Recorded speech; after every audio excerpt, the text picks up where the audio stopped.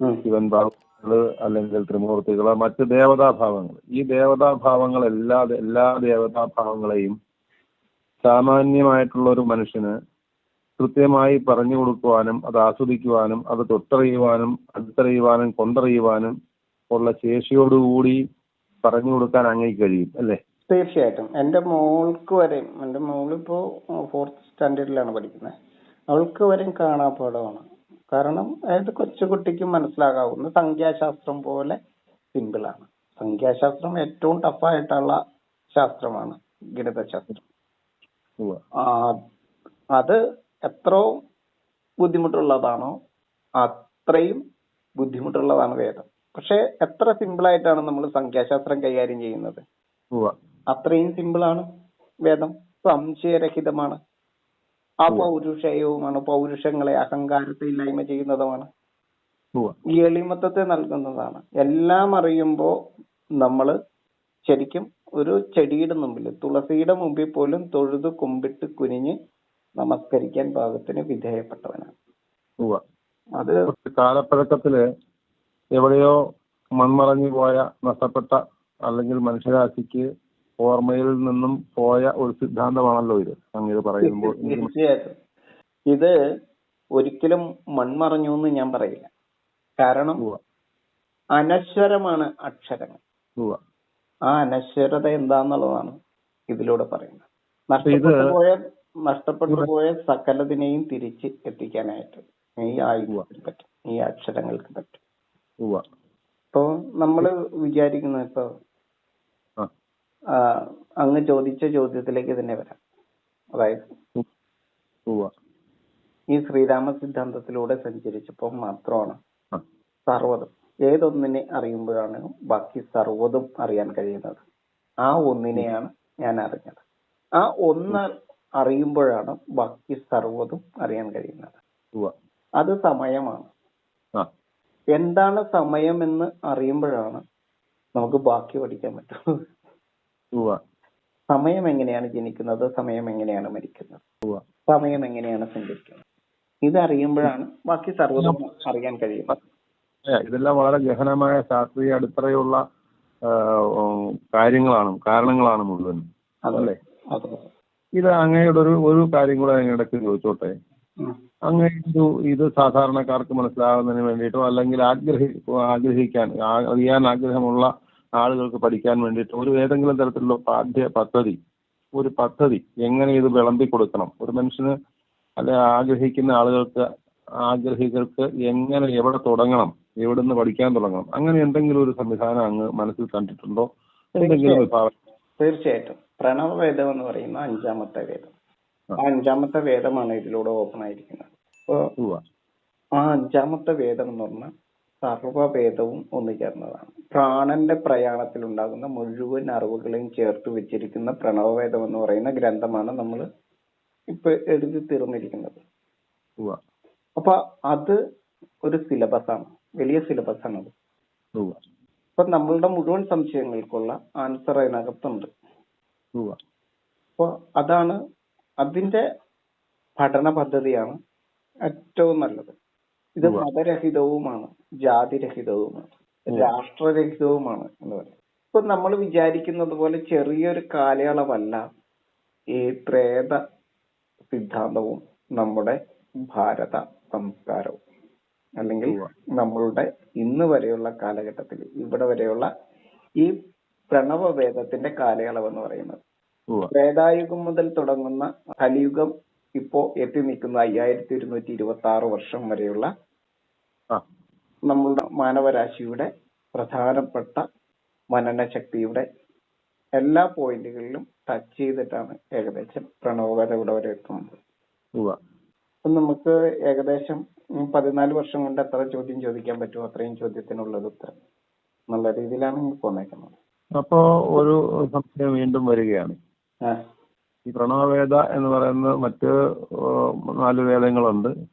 അതോടൊപ്പം തന്നെ നമുക്ക് ഇതിഹാസങ്ങളായിട്ടുള്ള രാമായണം, ഭാരതം പോലെയുള്ള മഹത് ഗ്രന്ഥങ്ങളുണ്ട്. അപ്പൊ ഈ രാമായണം പോലെ അതിന്റെ ആദ്യ ഭാഗം മുതൽ എന്ന് പറഞ്ഞ പോലെ, ഭാഗവതത്തിന്റെ ആദ്യ ഭാഗം മുതൽ എന്ന് പറഞ്ഞ പോലെ ആദ്യ ഭാഗം മുതൽ അവസാനം ഭാഗം വരെ എന്ന് ഇത് ചിട്ടപ്പെടുത്തിയിട്ടുണ്ടോ ഈ കാര്യങ്ങൾ? ഉണ്ട്. ഉണ്ട്. അപ്പൊ വലിയൊരു രാമായണത്തെക്കാൾ വലിയൊരു ഗ്രന്ഥം ആയിരിക്കുമല്ലോ, വലിയൊരു പുസ്തകമായിരിക്കുമല്ലോ ഇത്. തീർച്ചയായിട്ടും. കാരണം രാമായണത്തില് ഒരു കഥ ആണ് പറഞ്ഞിരിക്കുന്നത്. ഇത് ഇതിനകത്ത് രാമായണവും മഹാഭാരതവും പുരാണങ്ങൾ എന്ന് പറഞ്ഞാൽ ദ്രവ്യോർജ പരിണാമ സ്റ്റോറികളാണത്. അപ്പൊ അതെല്ലാം ഇതിനകത്ത് വിടും. അപ്പൊ പ്രണവവേദം എന്ന് പറഞ്ഞാൽ നമുക്ക് ഏകദേശം തിയോളജിയെ കുറിച്ചിട്ടുള്ള എല്ലാ സംശയങ്ങളും ദൂരീകരിക്കാൻ പറ്റുന്ന ഒന്നാണ്. തീർച്ചയായിട്ടും ഇത് വിദ്യാർത്ഥികൾ ആഗ്രഹിക്കുന്ന പഠിക്കാൻ വിദ്യാർത്ഥികളെ പോലെയുള്ളവർക്ക് റിസർച്ച് ചെയ്യാൻ മോഡേൺ സയൻസ് ആണ്. അതായത് നവരത്നങ്ങൾ പോലെയാണ്. നവരത്നങ്ങൾ എന്നും നവമാണ് എന്ന് പറഞ്ഞ പോലെ അറിവ് എന്നും പുതിയതാണ്, പുതുമയുള്ളതാണ്. അത് അത്രയും നമ്മളെ സ്വർഗീയ തലത്തിലേക്ക് കൊണ്ടുപോകാൻ ശേഷിയുള്ളതാണ്. നമുക്ക് സ്വർഗീയത ഈ ഭൂമിയിൽ അനുഭവിക്കുവാൻ ശേഷിയുള്ളതാണ്. അറിവുകളെല്ലാം അങ്ങനെയാണ്. അറിവാണ് സ്വർഗീയതയെ വിരിയിക്കുന്നത്. ആ ജ്ഞാനമാണ് നമ്മളിൽ സന്തോഷത്തെ ഉണ്ടാക്കുന്നത്. ആ സന്തോഷമാണ് ശരിക്കും സ്നേഹത്തെ സൃഷ്ടിക്കുന്നത്, നമുക്ക് ആനന്ദം അനുഭവിക്കാൻ കാരണമാകുന്നത്. അപ്പൊ അതിന് ശേഷിയുള്ള അറിവുകളാണ് നമ്മളുടെ വേദം പറയുന്നത്. നമ്മളുടെ വേദം സർവ്വവേദനകളെയും സർവ്വജീവലോകത്തിന്റെയും വേദനകളെ മാറ്റുന്ന ഔഷധം തന്നെയാണ് നമ്മുടെ വേദങ്ങൾ. വേദങ്ങളാണ് ശരിക്കും പഠിക്കേണ്ടത്. വായിച്ചിട്ട് നമ്മളുടെ പ്രണവവേദം വായിച്ചിട്ട് വേദത്തിലേക്ക് തിരിച്ചു നടന്നാൽ, വേദത്തിലേക്ക് കയറിയാൽ ശരിക്കും ആസ്വദിക്കാൻ പറ്റും വേദം. അങ്ങ് ചോദിച്ച ചോദ്യം അവിടെ നിൽക്കുകയാണ്.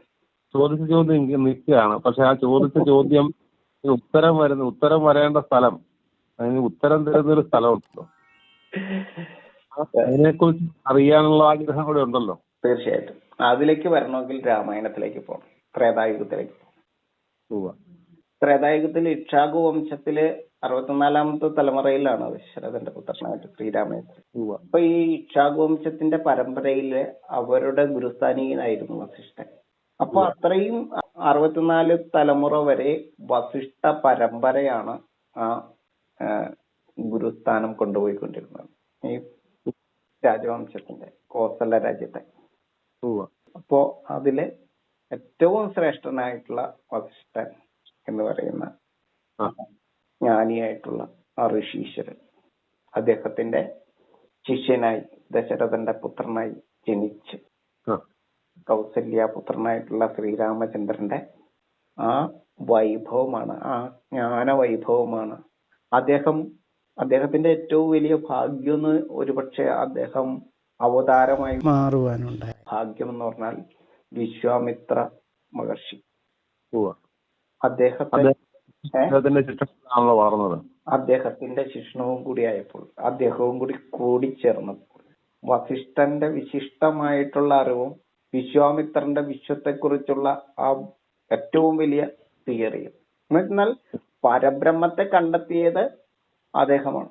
വിശ്വാമിത്രൻ സൂര്യനെ കുറിച്ചുള്ള അറിവാണ് വിശ്വാമിത്രൻ ലോകത്തിന് സമ്മാനിച്ചത്, സൂര്യഗായത്രി മന്ത്രം. ഈ പഞ്ചഭൂതങ്ങൾക്ക് കാരണം പരബ്രഹ്മമാണ് എന്ന് ലോകത്തോട് പറഞ്ഞ ഏറ്റവും വലിയ മന്ത്രം ഇന്നത്തെയും എന്നത്തെയും സൂര്യഗായത്രി മന്ത്രമാണ്. അതുകൊണ്ടാണ് വിശ്വാമിത്രൻ എന്നുള്ള പേര് അദ്ദേഹത്തിന് ലഭിച്ചത്. ആ വിശ്വാമിത്രന്റെ കൂടെ ഒരു യാത്ര പോയി. അന്ന് ശ്രീരാമന് അറിവ് പകർന്നു കൊടുത്ത ആ നിറകുടമാണ് വിശ്വാമിത്രനും വസിഷ്ഠനും അല്ലേ? അതെ. വിശ്വാമിത്ര മഹർഷിയുടെ കൂടെ ശ്രീരാമൻ ആദ്യം ഒരു യാത്ര പോയി. കാരണം അന്ന് ഭൂതലം ജലമില്ലാതെ, മഴ പെയ്യാതെ, വർഷങ്ങളായിട്ട് മഴ ലഭിക്കാതെ നമ്മുടെ ഭൂമി അഹല്യയായി മാറി. എന്നുവെച്ചാൽ പാറ പോലെ ഉറച്ചു പോയി. അപ്പൊ എങ്ങും വരൾച്ചകൾ മാത്രമേ ഉള്ളൂ, ജലമില്ല. ജീവലോകം തന്നെ അപ്രത്യക്ഷമാകുമെന്നുള്ള ഒരു അവസ്ഥയിലാണ് ആ യാഗം നടത്തുന്നത് വിശ്വാമിത്രൻ. ഒരു വലിയ പ്രയത്നമാണ്. ശ്രീരാമചന്ദ്രന്റെ ആ ജ്ഞാന വൈഭവത്തെ കുറിച്ച് അറിഞ്ഞിട്ടാണ് വിശ്വാമിത്രൻ കോസല രാജ്യത്ത് വരികയും ശ്രീരാമചന്ദ്രനെ ജ്ഞാനത്തിന്റെ യജ്ഞത്തിലേക്ക് കൊണ്ടുപോവുകയും ചെയ്തത്. വിശ്വാമിത്രന്റെ യാഗത്തിലേക്ക് ശ്രീരാമനെ കൊണ്ടുപോയത് അങ്ങനെയൊക്കെ അറിയാതിരിക്കും.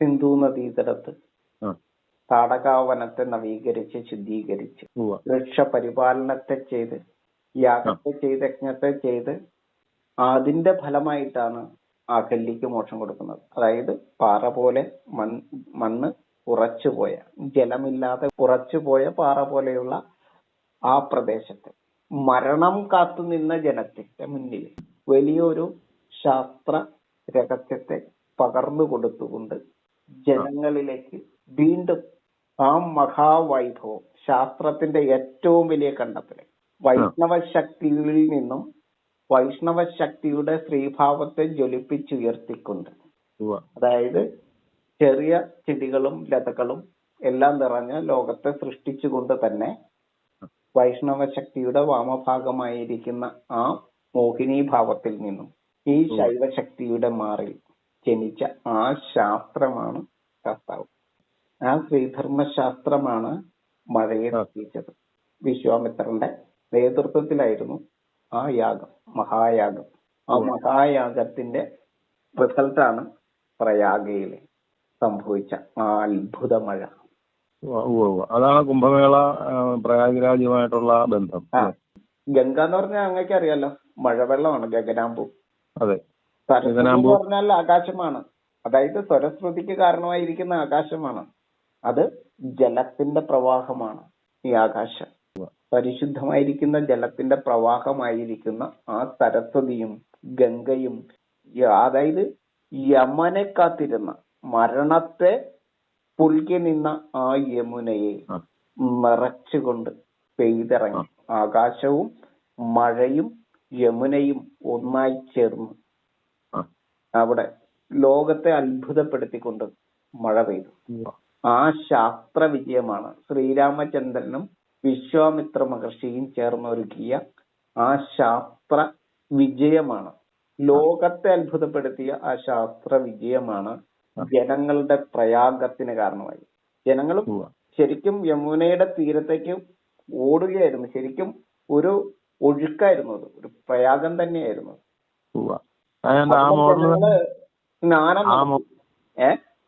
അതിനെ തരത്തിലാണല്ലോ ഇപ്പൊ പ്രയാഗ്രാജിലേക്ക് ജനം ഒഴുകിക്കൊണ്ടിരിക്കും. ജനം ഒഴുകും.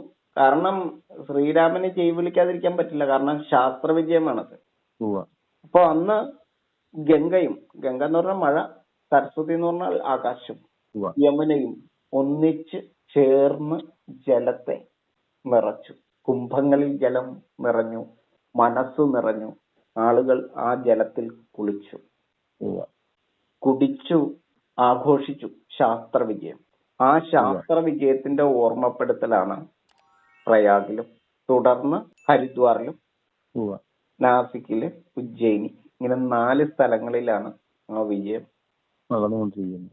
ആ 4 നദീതീരങ്ങളിലും 12 വർഷം കൂടുമ്പോൾ ഈ കുംഭമേളകൾ നടന്നുകൊണ്ടിരിക്കുന്നത് ശാസ്ത്ര വിജയത്തിന്റെ പ്രതീകമായി. ശാസ്ത്രോത്സവമാണിത്, അന്ധവിശ്വാസത്തിന്റെ ഉത്സവമല്ല, ശാസ്ത്ര വിജയത്തിന്റെ മഹാകേളികൊട്ടാണ്